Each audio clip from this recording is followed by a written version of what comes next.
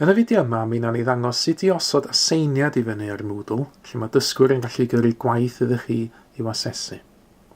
Felly dyma fo'r cwrs Saesneg blwyddyn 11, eto, da ni wedi greu mewn fideos blaenorol, mae'r broses adolygu ymlaen yn barod yn fan hyn.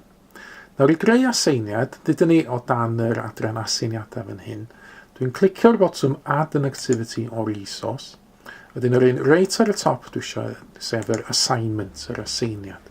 Os dwi'n clicio Add yn fan hyn, mi gael sgrin i fyny yn gofyn i fi ychydig o fanylion amdan yr aseiniad. Yn gyntaf, dwi angen enw'r aseiniad.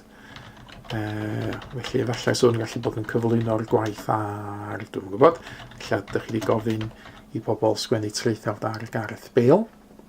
Mae yna gyfle fan ydych chi reid disgrifiad byr o'r aseiniad os ydych chi eisiau, does dim rhaid ydych chi'n neud hynna.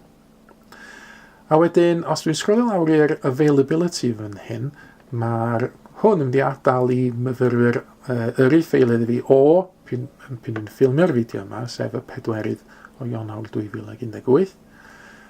Mi fedrwch chi osod dyddiad cau yr aseiniad yn fan hyn os ydych chi eisiau drwy'n newid yr manylion fan hyn. Wsos ydy'r opsiwn diofyn, y default option. Os ydych chi ddim eisiau dyddiad cau, yna cliciwch y tic yn ymyl y gair enable. Mi wneith y bocsys yn mynd yn llwyd, wedyn mi fydd yr aseiniad yna wastad yn gorad. Yr un fath o beth, os ydych chi eisiau atgoffin i raddio fo erbyn dyddiad penodol, mae yna opsiwn yn mynd iddo chi gael hwnna. Os dim, clicio'r botwm yn ymyl enable i cael gwared o hwnna. A wedyn, o dan y submission types, dyma sy'n mae'r dysgwyr yn dweud gwaith iddo chi. Nawr, os ydych chi'n gallu gofyn iddyn nhw deipio rhywbeth i fewn ar Moodle ei hun, drwy glicio'r online text. Ond yr opsiwn mwy o poblogaeth ar un sy'n ni'n argymell ydy sticio fo'r file submission, lle mae'n gallu creu dogfen mewn rhyw feddalwedd gwahanol, enghraifft Microsoft Word, a wedyn gyrru ffeil i'w asesu iddo chi. Neu sy'n gallu bod yn fan hyn, yn lun maen nhw'n gymryd ar ei ffôn symudol ac yn gyrru iddo chi gan ddefnyddio'r app Moodle Mobile. Na wedyn, maximum number of uploaded files yn amlwg beth yw'r uchafswm o ffeiliau ydych chi eisiau yrru iddo chi. So, os ydych chi'n gosod hwnna fel 10, mae yna gyfle iddyn nhw yrru mwy nag un ffeil os oes rhaid. Cadw hwn fel mae os sy'n awgrymu fan hyn, y site upload limit. Yn y dar nesaf, y feedback type, sut ydych chi eisiau rhoi adborth i yn ôl i'r dysgwr. So, mae yna opsiwn ydych chi roed comments yn ôl, sylwadau yn ôl ar Moodle.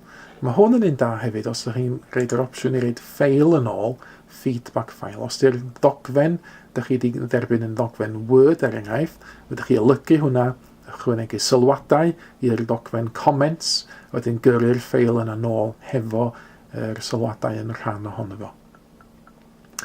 Y submission settings, so ni'n gadael hynna fel maen nhw, hefyd y notifications a'r group submission settings gadael hynna fel maen nhw. Gred yn un pwysig, sut ydych chi eisiau graddio yr aseiniad yma. Felly, yr opsiwn diofyn y default ydy 100. Os ydych chi eisiau rhaid marc allan o 10 fan yna, mi gewch chi rhaid marc allan o 10. A wedyn, y gweddill o'r pethau, so gewch chi adael hynna fel maen nhw. A wedyn, save and return to course, mwyn i chi safio yr aseiniad yma. A wedyn, mi welwch chi fan hyn, mae yna le ar y dudalen i dysgwyr allu cyflwyno gwaith iddo chi ar Gareth Bale, naill drwy y wefan Moodle ei hun, lle mae'n gallu gyrru unrhyw ffeil iddo chi, neu os oes gen nhw'r app Moodle Mobile, mae'n gallu gyrru ffeiliau drwy hwnna, neu hyd yn oed lluniau o'i gwaith gan ddefnyddio ffôn symudol neu tablet.